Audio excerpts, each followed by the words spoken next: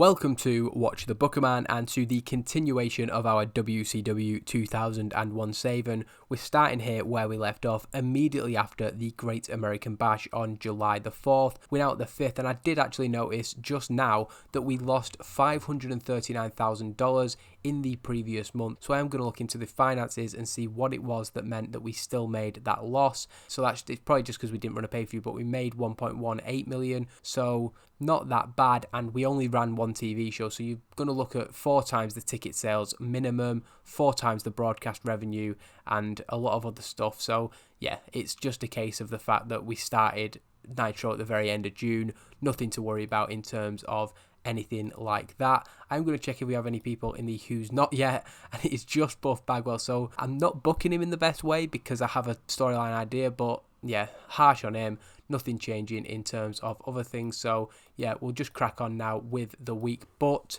I do need to sign the former World Tag Team Champions who are going to face Chuck Palumbo and Sean O'Haire. Now, what I'm going to do is just quickly scroll through because I want people, if they fancy it, to look through this and suggest teams who you think would be a good idea to basically put in this. I will maybe, diversify it out further later down the line, whereby I can bring in former WWF Tag Team Champions, former Pro Wrestling Noah Tag Team Champions. So I'm not going to be completely strict on this being WCW champions. Now for this one, it's 2 guys again who I'm not a big fan of. So I brought in the Harris brothers last time, didn't I? Now I think I might even, as performers, like this team even less. But again, it's the case of these guys at a time when there were multiple companies, they might have had a bit of leverage. Now, I think it's fair to say, we'll bring you in for one show. You're going to job to the Natural Born Thrillers. But at the end of the day, it's a payday for these guys. I don't want a written contract. I'm messing this up really bad because I'm trying to speak and negotiate at the same time. It's Jerry Sags and it's Brian Knobbs, of course. Seeing a potential future team. They're not yet available until September, but Clark and Adams, obviously previously known as Chronic, they're definitely guys who are on the radar as potential future members of our tag team division. These guys, though, have been absolutely everywhere, and this time I will get it right. Nothing ironclad. Per show deal, and it's only going to be 1 appearance for the Nasty Boys. So again, if we're promoting this on former tag team champions coming in and then you see these 2 come out, you're probably going to be disappointed, but it's part of a bigger storyline. I am going to keep reiterating that and hope that you believe me, but also the fact that they're basically there to job and to make Chuck Palumbo and Sean O'Haire look absolutely fantastic. And I think this storyline will have a satisfying conclusion that maybe makes up for the tedium of some of these teams who probably aren't all that impressive. Essa Rios signs an extension with the WWF. Vito has returned to wrestling though, and I know he's not anything particularly remarkable, but I do want to bring him in. I'm going to give him a per month deal, but it's just going to be 6 months. So again, around the start of 2002, there's going to be a lot of reassessing to do on this roster essentially, but I have an idea that can involve Big Vito and also maybe as importantly former World Tag Team Champion with Johnny the Bull. So if we need another team for Chuck Palumbo and Sean O'Haire to take on, that could well be it. We have contract negotiations with Kaz Hayashi. He's agreed to sign the contract. We have also confirmed the signing of Buff Bagwell on $27,000 for another 6 months. So again, the storyline that I've got planned for him should all play out nicely. Some contract negotiations going on. China, who I would have actually liked to bring in. I did have an idea for her, but it wasn't worth spending $50,000 a month, especially when I really expected the WWF to let her go with her poor relationship with Stephanie and Triple H. Obviously, they're putting personal issues aside at this time with the threat of WCW breathing down their neck. Steve Corino signs a contract with NWA Florida. I really do need to get him on screen. I've had a couple of good comments actually regarding Steve Corino. I still need to properly look into his back catalogue before I bring him back in, but I am interested in what people think. Is he somebody who you can see on a level of potentially challenging, even if it is just in a transitional feud or whatever, against Booker T at the top of the card? Or do you see him a little bit more like I did initially as somebody who is just more likely going to be a bit of a mid-card guy, a really good worker, but maybe in the mould of your Kanyons and your Lance Storms? Not to say I'm not going to push those guys further, but where they are at the minute, apparently Knobbs and Sags are already a team maybe. Are they there? Am I blind? What are they called? The Nasty Boys? Yeah, they're already there. Set as inactive permanent unit. I'll change them to permanent unit. And there we go. I could have kept that from you and then shown you after and surprised you on the WCW Nitro episode, but I think it's better to be upfront about who's coming in rather than hyping up mystery world tag team champions and letting people down. That said, that's essentially what we're doing to the Nitro viewers, so yeah, hopefully not creating too bad of a situation, and it will be worth it. And we've just gone through, like I said, there's not too much that I want to do in between these shows. I'm not looking to have new people debut every week. When there are people available, when there are new signings to come in, that's fair enough, but I don't want to blow out our roster just for the sake of it. I think there is such a thing of bringing too many people in too soon, and actually the new people we're trying to get over, they will get lost, especially when we're trying to push other people too. Interestingly, I described Hugh Morrus and Fit Finlay as two important people in the locker room at the start of this save, as I did in a previous episode, but they're already unhappy. I don't think I'm going to do anything about it just yet. Hugh Morrus basically didn't want to put over the ECW guys in a segment, which I think is just absolutely stupid. I can't remember what venue we were at for the Great American Bash now. So we've been to the Tri-State and we've been to the Southwest so far. So actually, I will just let the game select the one that it was going to suggest. Pick the best option. The Stuart C. Seagull Centre will be our venue, and I'll go into the booking meeting and see we have 189. We've used 30 to book the show, so we've got 150. Do I need to spend this every week, or am I okay? I think I've got a couple of storylines that are slightly cold, so a Lance Storm storyline that's likely to succeed, so that should give us something for the US title storyline. Is there anybody whose gimmick wasn't great? I'll see what we get. A big gamble. And what's the difference between a gimmick idea and a character idea? Let's give it a go and see what we end up with. A bit of a gamble, probably not use that, to be fair. I don't want to risk things too much, but Johnny Ace and Mike Tenay getting on well, that's good to see. We then have Tatanka turning up. No, there's no slots available, unfortunately. Jimmy Hart being a positive influence backstage is nice to see. That's a good way to ingratiate himself with the roster. Jimmy Yang, what an absolute legend this guy is. Love having Jimmy Yang in this locker room. He seems to be doing new things every week. And given we have some absolute muppets in the locker room like Buff Bagwell, guys like Jimmy Yang are invaluable. Lashley, who probably should have been somebody I gave the night off, but even though he's not being used, I want him backstage. David Flair and Sugar Shane. So it's looking like if I'd have sent Lash and David Flair home, given they're not being used, we might have been okay. I don't know if this is anybody else's experience, but there are so many incidents every single night. I know that these things might happen. It's just way too much. Fit Finlay ran his pre-show training drills, and we could address the locker room, but I can't really be bothered. We now have nothing pre-booked. We have the World Tag Team title stuff, but I think we've got a bit of an opening segment that basically leads into how the rest of the show is going to go. I will, however, use that stored plan that we have, deploy creative idea. We've got a big gamble and a near certainty, so I'm going to use that as well, but this one is likely to succeed for the storyline involving Lance Storm, so it'll impact it the next time, so we don't actually see how it affects it, but it's very hot, so that's really good to see. The world title feud is extremely hot. The cruiserweight division one is hot. I'm surprised by this. So the Natural Born Thrillers is a little cold, Vader Time is understandably a little cold, and the Extreme Outsiders is a little cold. So I reckon because this storyline is involving Shane McMahon, it probably will get into a better place, if you know what I mean. We can use segments to get this up, whereas I think this is about where it is. So I'm going to deploy the near certainty to this storyline, and it will impact the storyline the next time it advances. So no changes just yet, but when I get to running the show, we should see something there. We've got a few other ideas, but that's a safe bet, so I might use that on the match I've got planned for the main event, to be fair. We've got Big Gamble, we've got that likely to see, which we've used. I don't want to risk anything on Sean O'Haire's character at the minute. Anyway, this is who we're playing with for tonight. A full roster, and I think this is going to be a good show.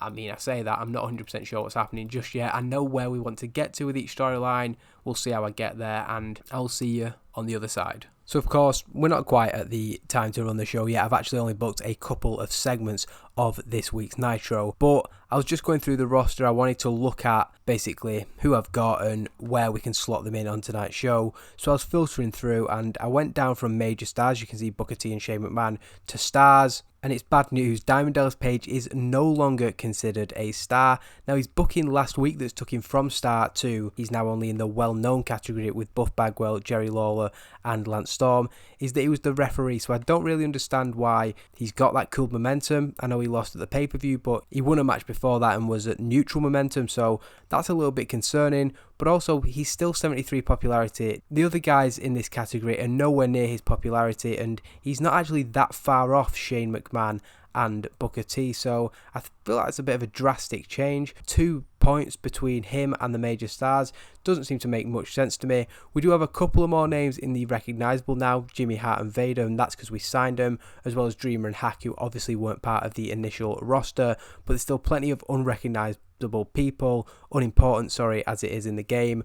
But I just wanted to point out that the whole point of this series is that we're looking to build and improve on the roster that we started with. It seems like in some cases I'm taking things backwards, so far, a bit of a failure. So as is usual for these shows, there are a couple of people left off not being used. Lash LaRue, who is out with that kayfabe injury sustained at the hands of Tommy Dreamer and Hardcore Hack, and Pete Gas, who is yet to debut. We also have Hugh Morrus unhappy that, again, he has to put somebody over in a segment. We're trying to establish a new act, and Hugh Morrus simply isn't having that. I think we could be in a state where he's potentially considering walking out, so I'm going to have to be a little bit more careful with Hugh Morrus in the next few weeks. But with that said, we will now go into Nitro, beginning with the pre-show matches. And we have Sugar Shane, the Young Dragons, Super Crazy and Tajiri defeating Jamie Noble, 3 count, Romeo and Skipper in a 5-on-5 tag team match. Tajiri pinning Jamie Noble with a brainbuster. Kid Romeo, the weak link, by some distance there with a 33. Sugar Shane, unsurprisingly, the best performer, but Tajiri not far behind him, showing that he is really, really solid in the ring. Happy with that as a showcase of those guys, but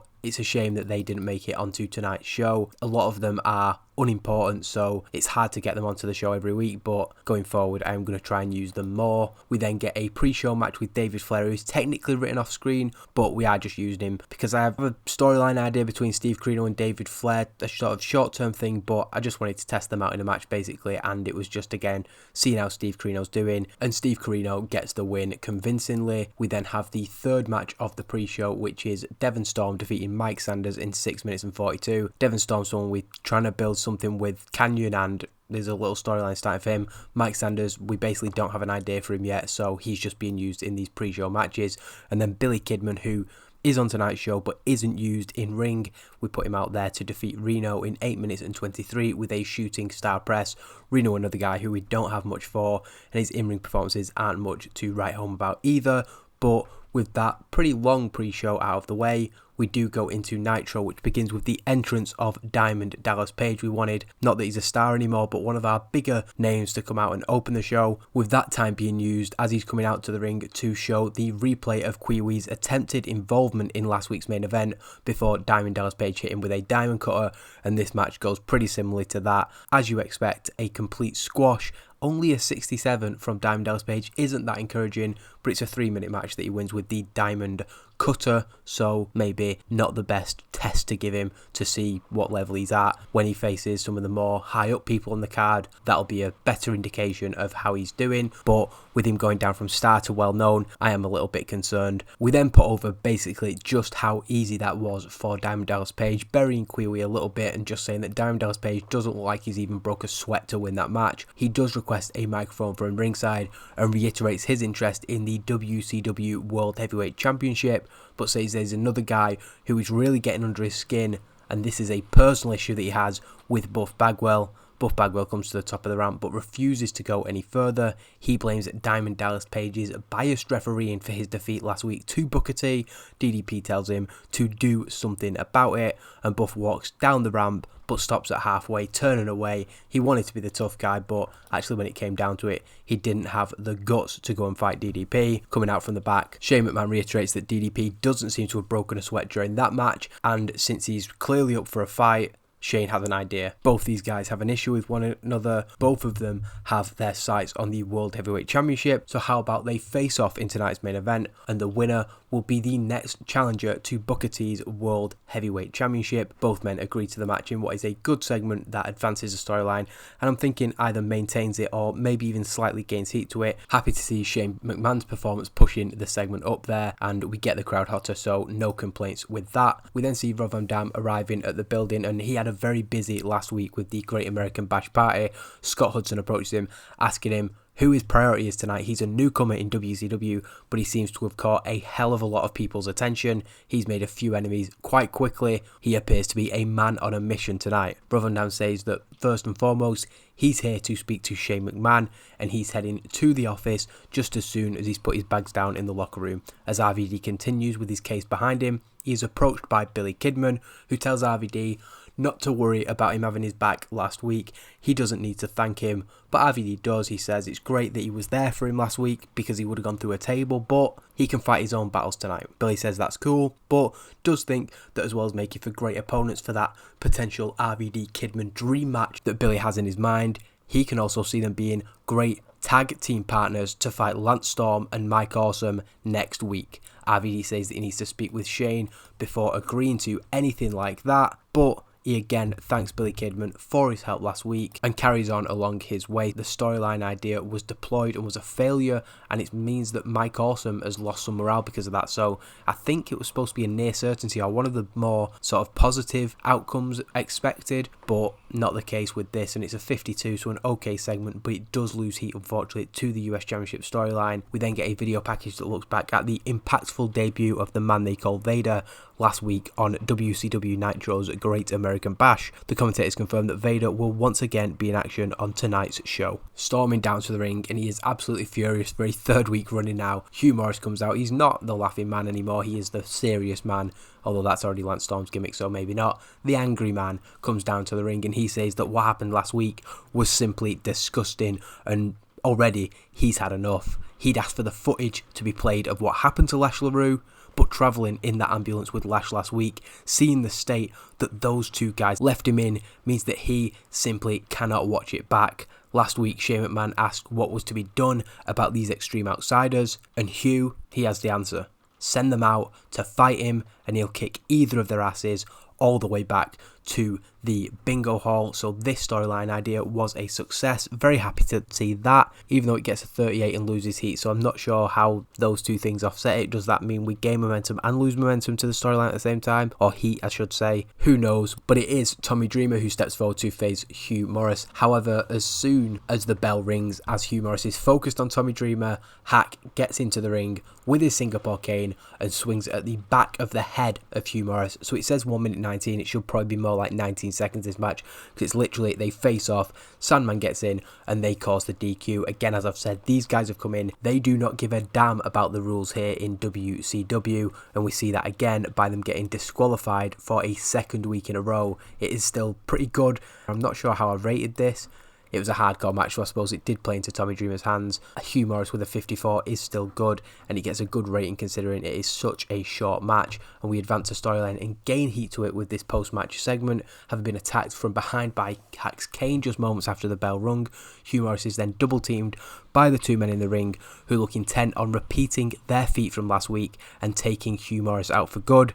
This time, Tommy Dreamer sets up a steel chair in the ring and hits Hugh Morrus with a brutal DDT to the stood-up chair, ringing his bell quite severely, the force so bad that it buckles the steel chair, and the two men once again stand tall with Francine before heading up the ramp, I should say through the crowd again, because they're not going to the back, they're not going to the locker room, they are pretty much leaving as soon as they're done.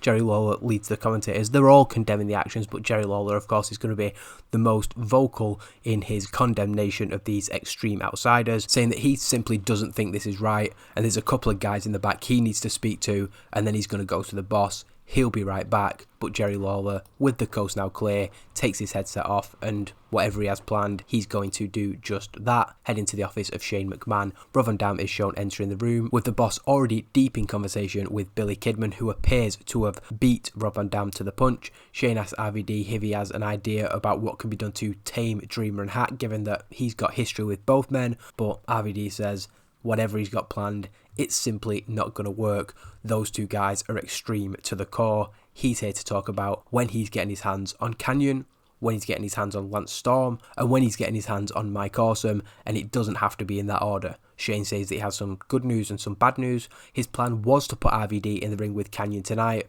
but Kanyon has called in and said that he is too unwell to wrestle tonight. The good news is that Billy Kidman gave him a great idea, and that's next week, Billy Kidman and Rob Van Dam versus Lance Storm and Mike Awesome. But after last week, he insists there must be no contact between RVD and Team Canada tonight, or he will cancel that match. RVD seems up for that. He can wait another 7 days if it means getting in the ring with both Lance Storm and Mike Awesome. But if he was going to be wrestling Kanyon and now he's not, what does Shane have planned for him instead? Shane says that Kanyon personally recommended his own replacement tonight, so RVD is going to face another recently signed wrestler, Jason Jett. RVD seems satisfied with that and leaves, but as he exits the room, Jerry Lawler enters. The two men exchange glances, but there are no words, and we head back to ringside before we get to see what Jerry Lawler has to say. But a good segment, and gaining heat to the storyline we lost heat to, and the Generation of Innovation storyline, which is sort of something that I'm building around Chris Kanyon. This is basically the segment where we split off the US title storyline and what's going on with RVD and Chris Kanyon. Chuck Palumbo and Sean O'Haire then make their way down to the ring, cutting a promo about their victory last week and reiterating the challenge set to them by Shane McMahon on that same show. Every match they compete in now is technically a number one contendership match for their opponents and could be the difference between a job or an employment for the guys they face. But the Natural Born Thrillers aren't here to feed anybody's families, and they call on whoever their opponents are tonight to come and get what's coming to them. Before the match, Jerry Lawler returns back and announces that tonight we will see the King's Court on WCW Nitro tonight. He spoke to two guys in the back who have something to get off their chests, and he's very happy to be the platform that allows them to do just that. The Nasty Boys then make their returns, the gimmicks not doing too badly to be fair, but we do lose heat with another pretty poor match, cool in the crowd as well, but it is again a squash match that I'm hoping is gaining popularity for the Natural Born Thrillers, even if they are basically beating at the minute has-been teams and the tag team champions stand tall. There'll likely be another team waiting them next week, ready to step up to the challenge of, quite simply, the single dominant team in WCW at the moment. We then introduced footage from last week as Chavo Guerrero was approached when leaving the building and asked, after losing to Sugar Shane Helms, what is next for him. Chavo snapped at the line of questioning from Scott Hudson before admitting the simple answer that he doesn't know. Now this is something that I meant to do after the match with Chavo Guerrero and Sugar Shane, but I'm going to return to the booking screen to do something now. I think it should still let me do it, but with Chavo Guerrero now completely officially out of the Cruiserweight division, I am going to talk to Worker and I'm going to see if we can get him to gain some weight, and he has taken the suggestion and he will, so hopefully we'll see Chavo Guerrero go from being, I think, is he currently 190 pounds to hopefully a little bit bigger, and this is kind of us trying to get him to bulk up so that he can be more maybe realistic in the United States Championship scene. I might also ask him to become more muscular, also because he's changing weight he can't do that, so it's obviously something we have to do one at a time. There's also Billy Kidman, who we did also send out of the Cruiserweight division, and he is now feuding with the likes of Lance Storm and Mike Awesome, so it might also be an idea to try and get him to, I'll do it the other way around with him and just see how the effects are. I'm going to ask him to become more muscular. He's not willing to do that at this stage of his career. Is he willing to gain weight? No. So Billy Kidman digging his heels in there. He's going to stay 195 pounds it seems and toned, so it would have been nice to see him make the change, but Chavo Guerrero is going to try to, so yeah, good on him for that, and we'll now get back to the show. Booker T then comes down to the ring in what isn't that good of a segment considering that it advances the World Heavyweight Championship storyline, but it does gain heat to the US title storyline, so again, not going to complain. Booker T says that DDP was right in the thick of it as the referee when Booker faced Buff Bagwell last week. Booker is going to take a bit more of a backseat this week, but he has been asked to join commentary for the main event to give his thoughts on the two potential number one contenders. Before he can share his opinion and his feelings, coming out from the back, Lance Storm and Mike Awesome cut off the World Heavyweight Champion, with Lance saying that he has heard enough from him. Booker T is fired up by this, but is then confronted by the much larger than Lance Storm, Mike Awesome, who goes nose to nose with the World Heavyweight Champion. Lance says that Mike is in action next, so Booker better back down and get the hell out of the ring. Booker laughs off this threat. He isn't afraid of anybody, and as much as he'd love to drop the man dragging the United States title through the mud right now, he's happy to wait and see RVD knock Lance's teeth down his throat next week, and then when it looks like things are going to become physical, the music of Johnny the Bull hits, and he tells Booker T he's got this. Booker shows respect to Johnny the Bull in backing down and letting him fight his own battles. We do then get Mike Awesome defeating Johnny the Bull in 4 minutes and 36 with an awesome bomb. It's another really awful match. I do probably need to think about the actual in-ring action a bit more than just sort of furthering storylines through these matches. I do probably have to start to think about whether these are actually good matches to put on, but it's a wild brawl. It's 5 minutes, sort of quickly to the outside. A bit sort of chaotic, to be honest, but Mike Awesome wins with an awesome bomb. Really off his game. It's still not an excuse for him to be only getting a 49 though. That is really abysmal for somebody who we're trying to seriously push as a potential main event star. I know he's not quite there yet, and we do still need to do the rebuild job from the absolute decimation of his character WCW did in 2000, but we need to see a lot better than 49. Mike Awesome is then joined in the ring by Lance Storm, and the two share that silent glance that suggests that they both have the same idea. Rolling to the outside, Mike Awesome sets up a table and puts Johnny the Bull through it, continuing that path of destruction that he's caused in recent weeks. He's now put, I think, Rob Van Dam, Fit Finlay, David Flair, Johnny the Bull, maybe even a couple of other people through tables. He is just an absolute monster, and I've tried to limit weapon involvement to Mike Awesome putting people through tables, and then the Extreme Outsiders just absolutely smacking people with canes and steel chairs, so that's kind of what makes them stand out. Obviously it's two separate acts, but it's different enough, in my opinion, that it still makes both of them stand out in different ways. Kanyon is then interviewed in the back, and he says that he's requested this time to apologise, and he's coughing and spluttering. He'd love nothing more than to give the people the match they want to see, him versus Rob Van Dam, and he'd have happily faced him next week, but unfortunately Rob has taken another match. Now, he doesn't want to say that Rob Van Dam is ducking him, but it's all too convenient that with Kanyon expected to be back next week, RVD's decided to find another match to compete in. It looks like after this match with Jason Jett tonight, they'll all just have to move on from this whole thing and forget it ever happened. Kanyon also adds that despite his condition, he'll be at ringside with Jason Jett as he looks to bring the new blood under his wing in the new WCW, so losing heat to the Generation of Innovation storyline, but this is going to be Kanyon's direction for the foreseeable future, with him putting Devon Storm and Jason Jett, two guys who also had that innovative reputation, under his wing, and hopefully just being there with Kanyon is going to hopefully get him away from being those unimportant, unrecognisable guys and into the well-known category, or at least recognisable. I can never remember which one of them is the better one. We do get a segment here that does gain heat to the Extreme Outsiders storyline, so I'm happy with that, as Jerry Lawler is shown in the ring, sat on a throne, introducing fans to the return of the King's Court. Jerry says that tonight is an impromptu show. He's not quite got the full setup, but he has something he needs to address, and he calls on the WCW roster to stand up to these extremely crappy wrestlers who are infecting the locker room, namely Hardcore Hack and Tommy Dreamer. He calls out his guests, Mark Jindrak and Shawn Stasiak, to come and lead that charge. They come down to the ring, and while Jerry is momentarily distracted from his mission by Stacy Keibler, he calls out the peaks of perfection on shying away from the fight, particularly Shawn Stasiak, after he stopped Jindrak from getting involved last week. Jindrak wants to speak up, of course he was the one willing to fight, but Stasiak grabs the microphone from him. He tells Jerry Lawler that nobody knows what to do about Dreamer and Hack, not even Shane McMahon, so what are they expected to do? Those guys are crazy, those guys are out of control. He knows that Jerry had the best seat in the house when they did what they did to Lash LaRue and Hugh Morrus, and he's out of his mind if he thinks Shawn and Mark are going to walk into the Lion's Den like that. Jerry says he's damn right, he did see what they did, and that's why they need to fight fire with fire.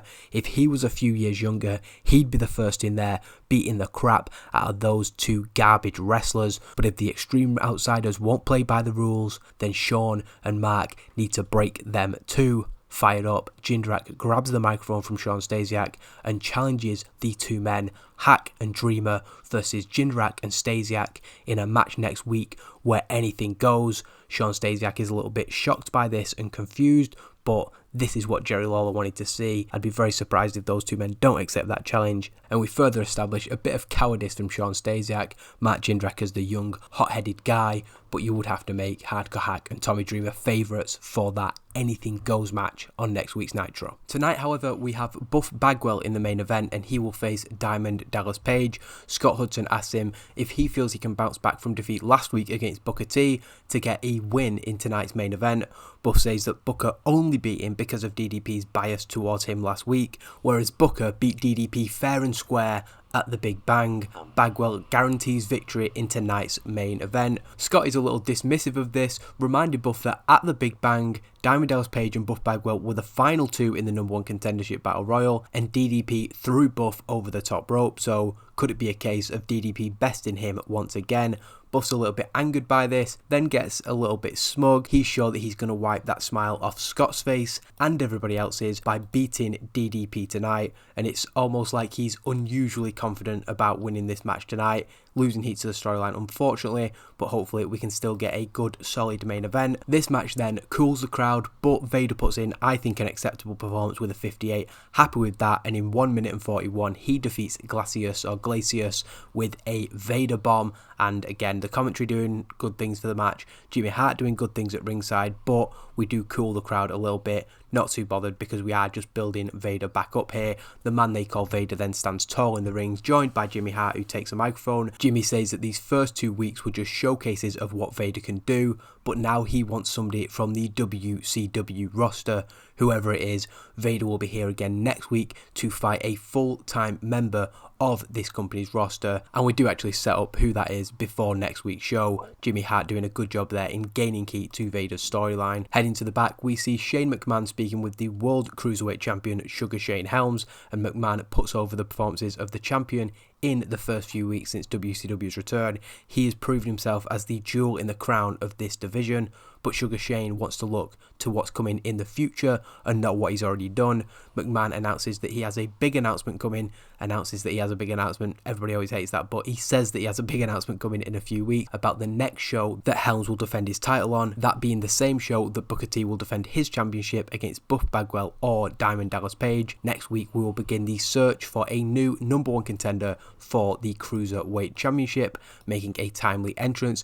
Devon Storm comes in, but he isn't here to talk titles. Instead, he volunteers himself to be the man to face Vader next week. He's here to prove himself against the biggest and baddest competitor in the WCW locker room. Shane asks if he's sure about that, but Devon Storm is certain, and of course Storm, or as he was Crowbar, we've called him Devon Storm, which I'm kind of just thinking is a bad decision. One, because we've got Lance Storm and obviously they're not related, but also Crowbar was an established name, so I might start calling him Devon Crowbar Storm and then go back to Crowbar. I'm not quite sure what people think on that, but that's getting hung up on details really, and this is playing into something that they were doing with Crowbar at the start of 2001. He was sort of a quote-unquote mark for the business in the way that he was interacting with the likes of Terry Funk and stuff like that, so I can see why his character would be the one who wants to step up against Vader, and also we've set him up as this sort of glutton for punishment as well, so the fact that he's willing to go in there and probably get beaten from pillar to post again plays into this character that we're trying to give him, that he has a hell of a lot of guts and a lot of fight in him, and all three men doing well in that, getting a surprisingly good 58 and advancing a couple of storylines with a very good segment, so very, very happy with that. We briefly go back to the commentators before we are sent immediately back to the backstage area where Booker T is found down and out, having seemingly been the victim of an attack from an unknown source. Booker T gets back to his feet and is asked by Arn Anderson, who is the first on the scene, who it was who attacked him. Booker says that he was completely blindsided by the attack and simply he has no idea who was behind it. A small quick segment there that plays into something later tonight. A decent match after this, decent wrestling, but not much heat despite the crowd being hot, so whatever that means. Rob Van Dam defeats Jason Jett in 7 minutes and 7. It was designed so they could go out and steal the show. Rob Van Dam's done well with a 76 and Jason Jett's okay with a 49. We gain heat to the storyline, but it's not quite as good as I might have hoped, to be fair. In my mind, Jason Jett v Rob Van Dam in July 2001 would have been a really, really great match, but we do get the crowd buzzing and a lot of green notes for Rob Van Dam, so actually, in terms of what we want from this match, which is showcasing Rob Van Dam, but also making Jason Jett look almost on his level for a few minutes before RVD does show that he has that extra gear, I do think we achieved what we wanted to there, but I am noticing 30 for the crowd rating as we come towards the main event is rather disappointing, and if anybody has any tips on managing crowd ratings, I'd be happy to hear them, because clearly something I'm not doing well. The crowd heat is hot, but the crowd rating is low, so maybe I can look into the handbook about exactly what that means. Rob Van Dam then stands tall on the top rope, having picked up an impressive victory against somebody who the commentators put over as being almost as equally innovative as him in Jason Jett, and they say in a few years we could be looking at Jett being on the level of the likes of Rob Van Dam. While Kanyon had tried to interfere on behalf of Jett during the match, that's probably why it lasted 7 minutes, to be fair. The kick in the mouth that he received from RVD has kept him down. I always put these notes in after the match because I know that the thing that I book and then me actually getting to running through the show, I do sometimes forget. Basically, Kanyon gets booted off the apron by Rob Van Dam. However, when Rob Van Dam has his back turned on the top rope doing his RVD pose, Kanyon appears to spring back to life and jumps in from behind. So very sort of unstable character we're getting from Kanyon here. He overreacts to some things. Then earlier he was trying to say that they need to move on, and now because RVD's given him a kick to the face, he's completely gone over the top, laying him out out with a flatliner, and that leaves a conflicted Jason Jet to follow Kanyon to the back. Kanyon's got his own back on RVD, but Jet, again, he is technically a face, so he doesn't necessarily agree with all the actions of Kanyon, but he does see that having a mentor with such experience and such talent is a good thing for him. Unfortunately, losing heat to the storyline after doing good things in the match. In the back, Shane McMahon finds Booker T, who has got some ice on his neck or whatever, just selling that it's a minor injury. It's not major, but he was attacked. Shane says that if Booker doesn't want to, he doesn't have to join commentary for the main event, but Booker says that he's got a feeling it's better that he's out there tonight. A cheap attack isn't going to stop that, and he has a feeling that he may just come face to face with the guys who were behind that attack. So a really good segment there, happy with that. Just before our main event match, we do get a bit of a vignette then for Kid Romeo and Elix Skipper, the two men shown on a beach, flirting with women, drinking cocktails, showing off their physiques and generally having a great time. They happen to not be at Nitro tonight because they're taking a quick vacation. The two men say that they are the new blood that Shane has been crying out for, not the likes of Super Crazy and Yoshihiro Tajiri. If those two guys are supposed to represent the new era, then this division is in bigger trouble than they thought. However, Skipper and Romeo believe that they are the perfect antidote to that. They are the future of this division, and the new face of the Cruiserweight division storyline does advance but loses heat with this, so a little bit disappointing, but it is what it is. We do again probably bring the crowd down with that very poor segment before we go into a disappointing main event. Now, I think we need a 65 to keep the network happy. The main event's a 64, but I think or hope that we've had segments in there and other matches that will bring it up to the required level. Fingers crossed anyway. Buff Bagwell penalised due to being in extremely poor form and only gets a 54, but DDP again, a 67 isn't good enough for the guy who is supposed to be our second top face. The crowd rating is much higher, the wrestling rating is okay, and it does come out at the average of them two scores with a hot crowd, but only decent wrestling. And we see that Diamond Dallas Page loses another match, taking his record to 2-2 since WCW came back, but it is a very screwy finish. We keep him strong. Ron and Don Harris, who we saw last week, Buff tried to pay them off last week to help him, and it didn't quite work out, but he's obviously put the money up and been able to get them to join him this week. We're assuming also that they're the guys who took Booker T out before the match. They come out. Booker T actually comes away from the commentary table, which is set up on the ramp, and confronts them, but he gets taken down by them. In the distraction of this, DDP obviously gets distracted and the referee takes his eye off the ball. Buff then hits a low blow to Diamond Dallas Page and hits the blockbuster to pick up what you could say is a surprising victory. I do think that I put in the road agent notes that Diamond Dallas Page is kept strong, so that probably also hurts the rating a little bit. Again, it's for storyline purposes. We are knocking DDP down a little bit to build him back up. He's a fantastic babyface. He works well fighting from underneath, so just putting a bit more adversity in his way. Having used the distraction of the Harris brothers attack on Booker T to his advantage, Buff Bagwell stands over DDP, demanding his arm is raised in celebration. The Harris brothers have taken Booker T down, and Buff calls on them to deliver the World Heavyweight Champion to the ring and to bring his title with them. Once in the ring, Buff Bagwell runs and clocks Booker T in the skull with the big gold belt, leaving him laying in the middle of the ring. The new number one contender stands over Booker T, placing a triumphant boot on his chest and raising the WCW World Heavyweight Championship. DDP is laid out at ringside, Booker T down in the middle of the ring, and perhaps a bit of a surprising sight is to see Buff Bagwell, somebody who I've derided and have openly not been that big of a fan of, standing tall to end a decent episode overall, actually. Worse than the other three shows that we've put on, but I think we can all accept it could have been a lot worse with the level of in-ring action on the night. Rob Van Dam and Jason Jet at a 65 was the best match that we put on, and the rest of it, well, it was a series of absolute stinkers, if we're perfectly honest. But I think I'm just going to have to accept at this point that this decline, this rot, isn't going to end anytime soon. Sure, we're still gaining popularity, I think in Hawaii is it, but we are losing it in two of our major regions, so it is disappointing, but we're making money and hopefully we're building some people up. I'm certainly hoping to see that anyway, and maybe we need to start looking at positioning Rob Van Dam in more main event matches because he has been the standout, and utilising Booker T better than just a promo and a couple of segments. So there's certainly things that quickly I can implement changes that will improve it, but also at the same time it is going to be a long-term thing that we have to look at. Roddy Piper getting an award, he is somebody who tempts me just because of that ability that he has on the microphone and the fact that he is one of the more over guys that we can bring in, but I'm not going to do it just yet. I mean, this is the big name we're bringing in to stop the rot, apparently. Big Vito, an absolute game changer of a signing, I'm sure, but those two guys have gone from the company, and we do lose some viewers compared to the Great American Bash show, but pretty similar to where we were on the first show, so not too bad in terms of losing viewers. But I do think that I will leave this episode here and come back to go through the next week for the following episode as we continue what is looking each week like a bigger and bigger job. When looking at the likes of Mike Awesome, who we wanted to really build into a main event player, getting a 49 rating, and the likes of DDP just simply not managing to hit the levels that we're expecting, it is going to be something that we really do have to deal with, and deal with better, to be fair. I don't necessarily think I'm doing a good job when two of the top three names in the company, Buff Bagwell and Diamond Dallas Page, are on the negative momentum list. I don't really see how that can be the case for DDP. I'm not quite sure what it is with him that's really causing so much of an issue, but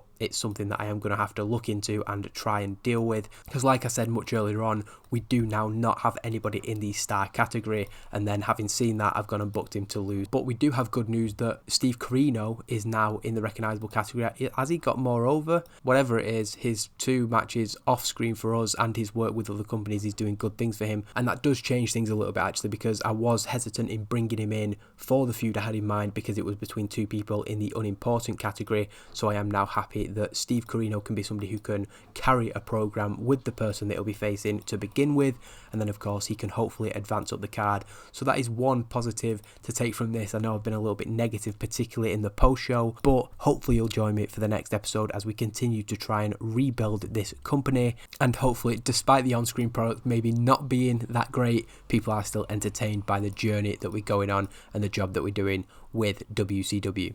Cheers.